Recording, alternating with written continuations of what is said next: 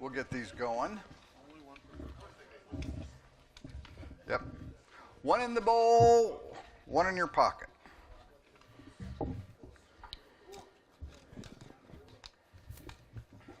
Those are in the bowl.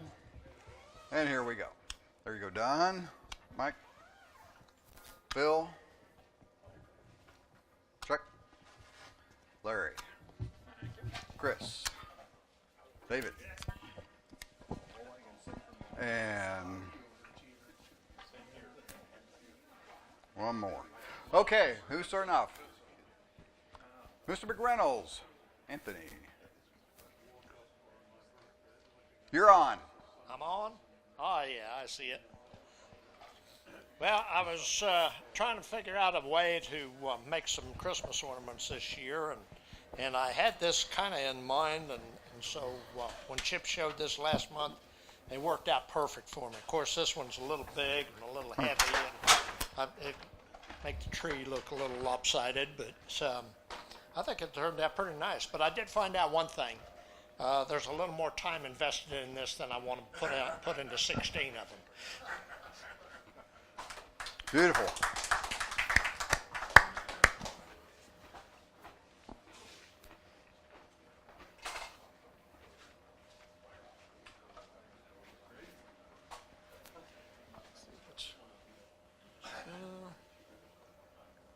There we go. All right, can you see that, Sean? That piece right there, I took Jason Clark's demo earlier this year, and during his hands-on, this is my redemption piece, because I failed the one law that Anthony had saying you can't make the inside bigger than the outside, and blew through it. Well, this year I don't know if you can see that, I gave myself a little bit more extra room to play with. Did you turn that first? The inside? Yes, I turned the box first and then rechucked it and then did the multi-axis. That's what I'm going to do. Yeah. So, yeah, that was an Irish Fest project early in the morning, killing time. So, congratulations.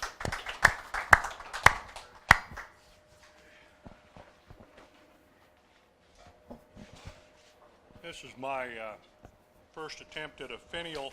I was out in Colorado elk hunting this last week, and so I missed the Irish Fest.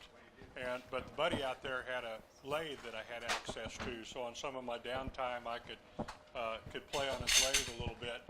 And so I had the idea to do kind of a double finial, and I turned the walnut. I found a piece of walnut that he had and turned that. And he had a Dremel that I could use in order to shape it. And then he had some sycamore that I turned the inner finial out. And then sorry, Don, that's me. I was careful with it, getting it home, packed it in a water bottle full of sawdust shavings to not break it.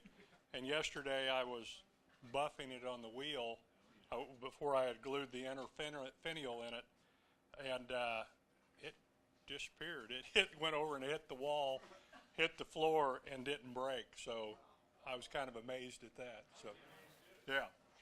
More importantly, did you get your elk? No, I didn't. They didn't cooperate.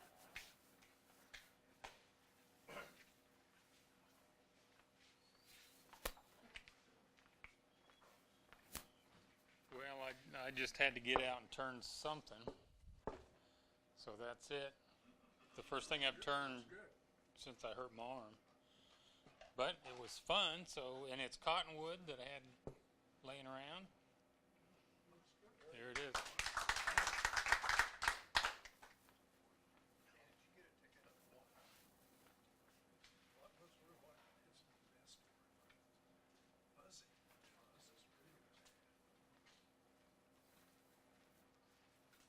As I say, this won't take long.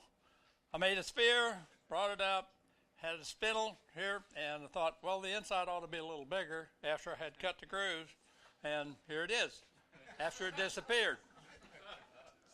So it's good for setting things that you got drying paint on or oil, it makes a good support.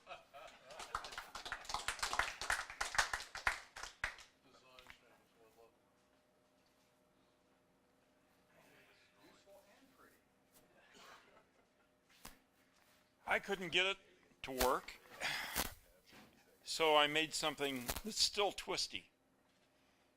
And that's all I'm saying. Put it here. And I got in trouble with Effie. Now is it okay? Yeah. Okay. And it's still twisty.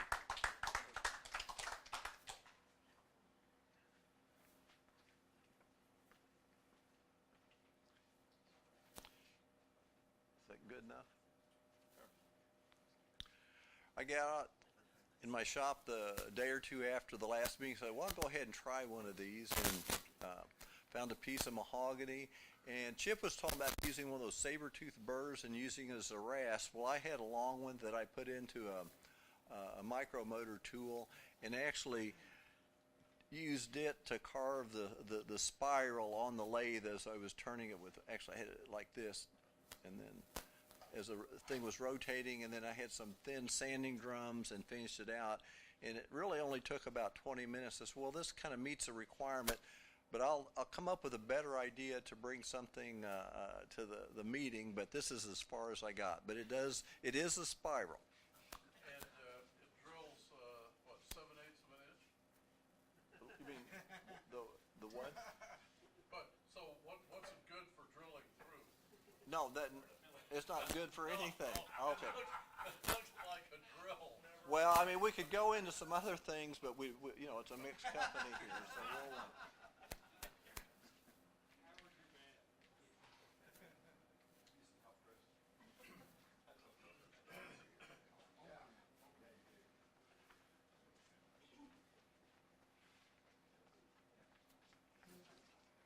I'm just afraid somebody's going to put bust it you here. for not No, spiraling put it here the and ring. yeah, put it all of it and put one by one. Okay, so I got a little spiral crazy. Started with this one, which was this piece here, and I didn't watch, I guess, closely enough that how he'd shaped it before he had started cutting the grooves into it. So I ended up with this tube that ended up looking like a drill bit, kind of. And so I still had solid material in the center of it, and I thought, well, what happens if you just drill down in there? And it was kind of neat, a little effect. It kind of looked like flames coming up off of it, and then I just happened to have a wife that has beads everywhere, and the nice little bead fit in there really nice. I thought that would look fun. Then I had to create the box to match it. I don't know that you notice, but the diamond wood isn't the same diamond wood. This has brown and red and white, and this has blue and red and white, but I guess it just got a little hotter when it got up there. Have 2 new babies at the office. I always traditionally make a rattle for new babies, and this was a perfect opportunity to do something different with the rattle, so I turned a spiral on the center spine of the rattle.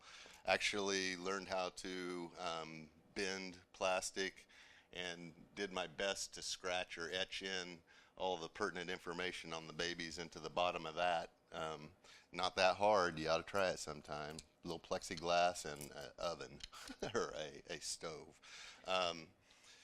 This one was a newel post. I just wanted to go a little bigger with the spiral, so I kind of played with it, and I liked the shape that it ended up with, so I made a lidded box out of it and used a piece of walnut. The spiral on this one is actually what I started out with, the finial part of it, and I had to make the box for it, I guess. So that inspired it, and in this one I did the same, where I drilled down into it after I'd turned the routing into the spiral, and then I dropped a little kind of a teardrop shape down into the center of it and tried to line up my lines. So that was just a different look at it. On this one, when I got the wood chips, I realized that Chip had taken the curve all the way out to the point, and I didn't do that. I actually had turned the curves in and then cut my point off at the end. So I tried it again with this piece, which was what was left over from this rattle, and got the grooves going all the way to the end. it looked a little phallic-y when I got done, so I had to turn it into something. So I made it into a rocket ship, and this rocket ship holds its own matches. If I had matches in there, it hold its own fuel. So I had a little too much fun, but I love demos where it kind of inspires your thoughts, and this one definitely did. So I had fun.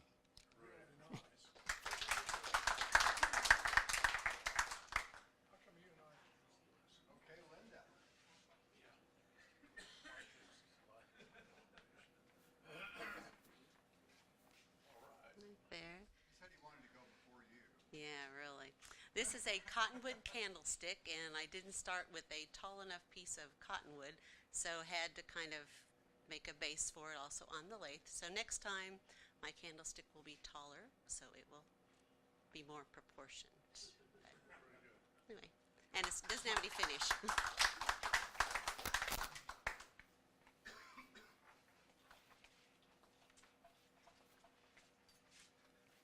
I didn't do a whole lot. Ooh, sorry. It's a pen. It's a Bic pen. And it's something I've done before, and it was kind of fun. I made 5 or 6 of them. This is walnut, and you use an 1/8 of an inch bit, 1/8 inch bit to drill the long hole, and 9/64 to drill the friction fit opening. You have to be careful. Not all Bic pens or not all pens of this shape are created equal, so you may have to have 1/64 either way to fit a different brand. And it's just finished with wax.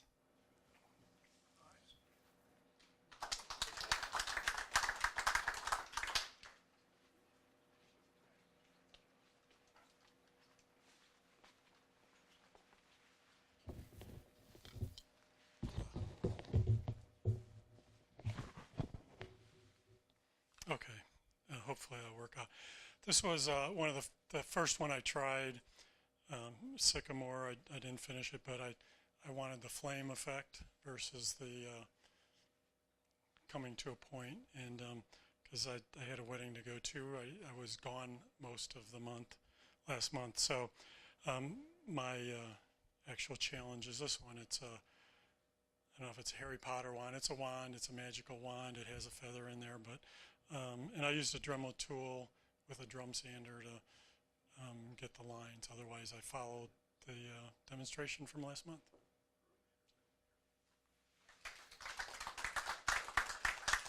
Do we have anyone else who brought in a challenge item this month? I did one. It's at home in my shop on the bench. I forgot it. So, oh well.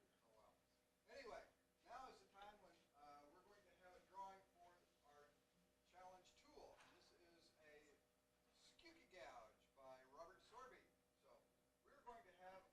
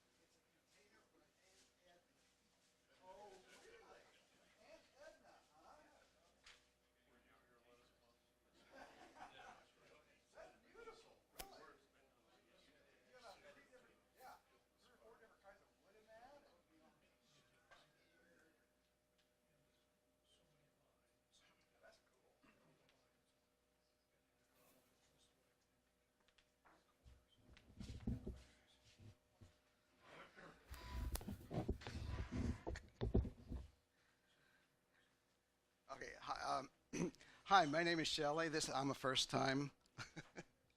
Sounds like an AA meeting here. Hi, Shelley. Yeah, that's what I was hoping for. These guys put me on the spot. This is my first time that I've been here, and Effie suggested that I should bring something, so this is what I brought. We got zebra, we got walnut, canary, who knows what that, I don't know what that is. African blackwood? No, actually, how do you pronounce it? Wengie or wenge? Wengie. Okay, so I call it a poor man's ebony, okay? And you can see that the Paduke has oxidized over the years. This thing's 9 years old. It's just it's a container. Is that Edna in there? You know, I was going to say, the more important, who's in there? That's it. Well, when I make these things, people ask me what it's for. I said, it's a box. It's a container. You can put an Enda in it. So that's my joke. That's my joke.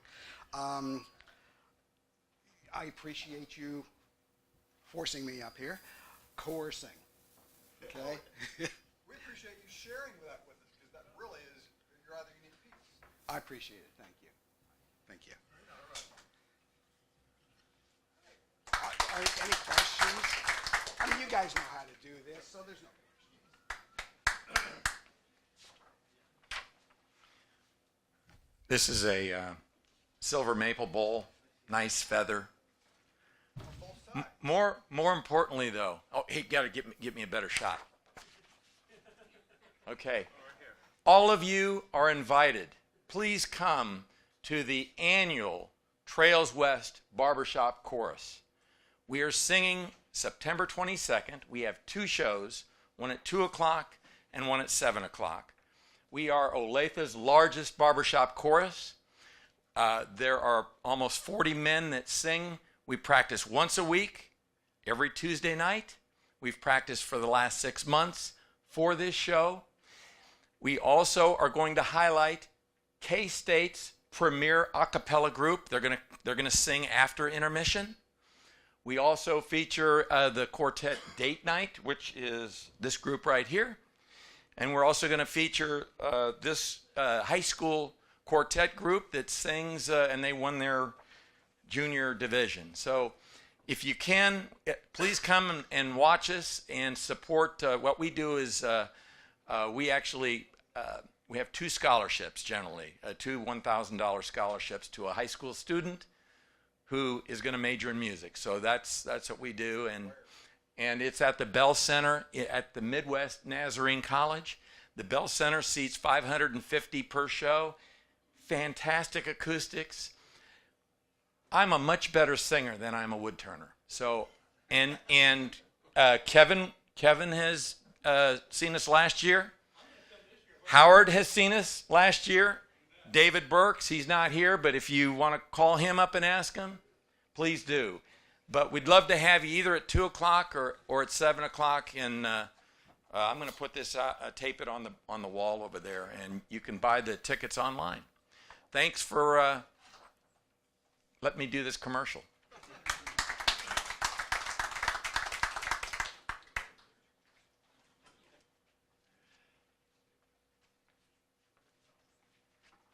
You want to get its good side? The good side. Well, this is a inspired piece by Dixie Biggs. I don't know if anybody saw her when she came here. She did a hollow form, and she was always tired of woodturners sticking their fingers in it, so she made a larger hole to do it and then put a small cap on it to keep you from sticking your finger in there, to know how thin it is or how well it's finished. But yeah, that's myrtle with a African blackwood cap on there. And that was just pieced together once again when Sean and I were down there trying to figure out something to turn at the Irish Fest. So make sure you sign up for next year. He's only got, a few spots left? That's it. So that's it.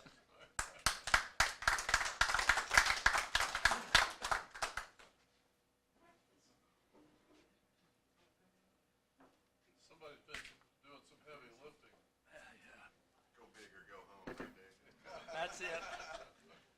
Well, the good news is the day you had the Irish Fest, that I had a hernia surgery.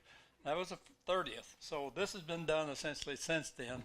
And the only good thing I can say is a precondition, you're not supposed to lift anything. I have electric hoist over my lathe, so I cheated and I used it. So I didn't lift anything. You know, I'm technically qualified. Hey, long story short, a limb burl came to my door from a woodcutter in our neighborhood who tends after stuff. It had been formed over a broken limb. It's about 1.5 inches thick when I got it, and it was attached to a bunch of other crap. And so it was hollow, essentially in the middle. So the first thing to figure out, how are you going to make this so you can turn it? Well, I screwed on a piece of plywood to the end, put about 6 screws in it, live centers, and then it worked until the wood gave out on the bottom. And so it bounced once or twice off the floor. And so I said, no, we got to stop that. So what I did was turn a piece of walnut and essentially smooth off the end flat on my sander and put it in a drill press and pressed it for a day, and it dried, and I thought, okay, now we should be able to put a screw on the bottom, a tendon on the bottom of this, and we should take the 1.5 inches of crap out the middle.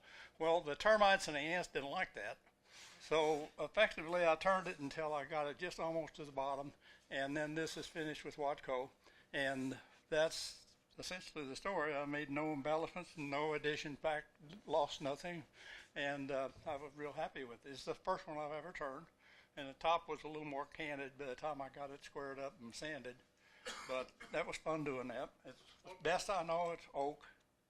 But what was it from the limb? The limb broke off, effectively, and the tree decided to fix it, and so it grew out toward the middle, but the broken limb was inside, and so this was kind of half attached to the broken limb and half just out there. But the ants really liked it. Big old black ram. And then this one had the tree attached to it over here. So the good news, me and the stand are trying to get intimate here, was that I wanted to preserve, where is it? It's got to be here somewhere. I wanted to preserve this. My sister called it gnarly wood, okay? And so the other defining parameter on this was the fact that there's a very thin section here. So if it's going to be a bowl, it really says you can't get, it more thin than what the inside is when it starts to crack, if you notice. So this was essentially turned on live centers to begin with a sprue on the back. It had a lot of wood in the middle of it. I took out probably more than a bushel of turnings off of that. Long story, I decided to make a little recess here, rim, so that it would have a little more flare on the top. And the other thing on the finishing of this part, I sanded this about 400 grit after I had turned it. It only came out of the lathe twice, and there's a real advantage on a real heavy piece like this to turn very, very slowly, because if you're lucky, it only bounces once before you get to catch it. Okay, so the moral of it is it's tough wood. And the other part, this was all gray, and I found a product called PC Solidifier. That is, I think it must be a polyvinyl alcohol-based polymer. So when you put it on, it turned this nice coloration to the wood, and the gray went away. So there's been no sanding. This was just natural. And so what that does is to dry, and where you have bark, it sort of pulls the bark together. It's like glue, and it's clear when it dries, translucent. So I sanded and sanded and sanded. And then I put this 2 coats of that PC Solidifier on this and sanded it back to 400 grit. And then I put 3808. Anyway, we had that demo with the acrylic thing on it, and I wiped it on and then sanded it lightly again, and then put a second coat of that on to make sure I got it all covered. And then sanded this to roughly 600, and then I had a buffer on my lathe, 8-inch, 2-inch wide buffer. So I got it up here, and we polished with that waxy polish that they have, and I was very pleased with how it turned out. But in turning the bottom, it does have a foot, but it's kind of defective. I used a vacuum chuck to hold this on, and all went well for quite a while. and I suddenly realized that the vacuum gauge is going in the wrong direction. So I almost got it shut off, but I had to actually come back and do away with one little catch and sand it. But the long story short is this weighs probably close to 20 to 15 pounds or so. But it weighed about 60 pounds when I started because I couldn't lift it. So anyway, that's my story, and I had a lot of fun doing it. I'm not ready to do another one. Question: where did you get the PVA resin that you use for You can get it at Westlake. Oh, really? PC Solidifier. PC solidified. But I say, hey, don't plan on that being the only finish you use. This is just an experiment on my part, so I hope I'm not steering you off in the wrong direction. I would recommend that you absolutely go back on top of that stuff with an acrylic finish or epoxy, because they recommend using an epoxy filler on it. But you know, epoxy's going to yellow, and that 3804, I've got the numbers wrong, but anyway, that stuff is crystal clear. So it didn't, and there's no stain on this. It's just as it is.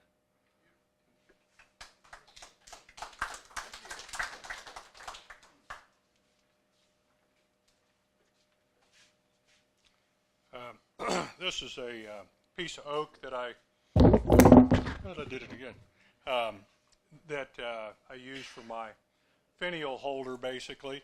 I had last year a limb had gone down over a creek crossing, and I was just cutting it up to get it out of the way, and made a cut through the wood, and I went, ooh, this one's going to go in the tractor and come back, because it had some real nice figure in it, and I turned it to final thickness. And so it did warp and move a little bit, and limited me on what I could sand out of it. But it didn't really work very well for the finial, other than I made the hole fit. So.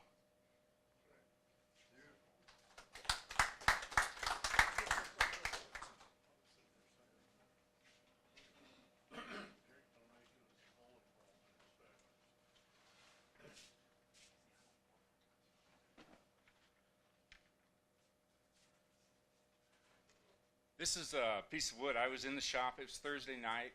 I had either forgotten a tool or forgotten a piece of wood that I wanted to work on, and so I was kind of moping around. And Jack told me I could have this piece of wood he'd brought in, and this is what I made out of it. It's a nice feather. It's honey locust, and it's I don't know if you can tell, these turn in a little bit, and it's not because I wanted to. It's just it had a chainsaw cut on it, so I had to do something. And I wasn't going to let it be too small. It's got you can't see it, but there's a shake here. And I considered drilling it and sewing it with something. Decided not to. So, oh yeah, there we go. And it's pretty solid. It's thick enough, so it doesn't matter.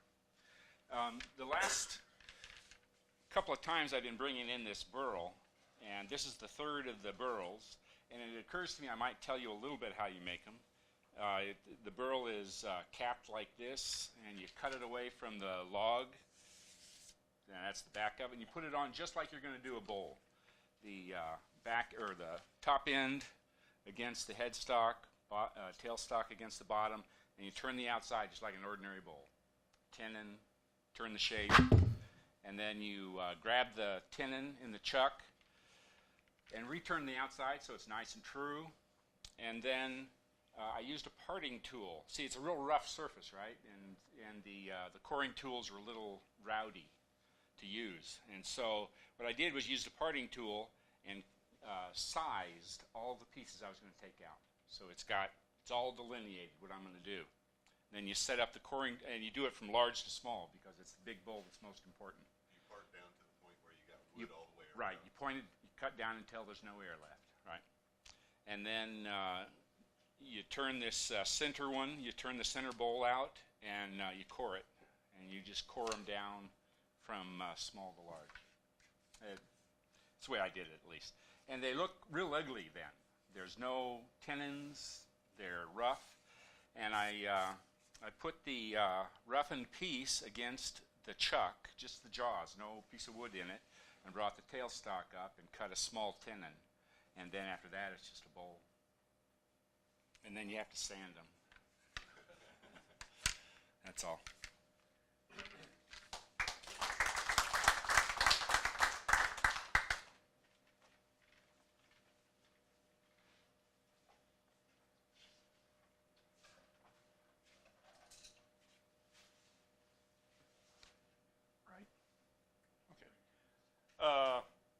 This was a suggestion last month by one of the members after a Williams-Sonoma run. It's a salt well, and I thought this would be kind of neat. My daughter's a chef, and I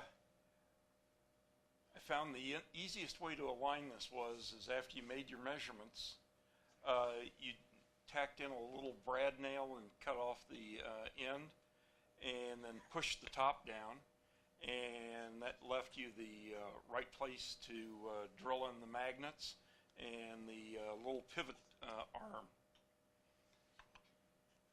And it's kind of neat. The only trouble is then my daughter said it's not big enough. Well, that might be for her, but it'll work fine for me. Yeah. I don't know, but it's kind of neat how the magnets just pops, and it's just real simple and all that. I can understand, but yeah, at Williams-Sonoma, these are $30. And basically, it's just like a set of the little tiny magnets. You can get 10 of them for $3 up at Woodcrafter. Yep. We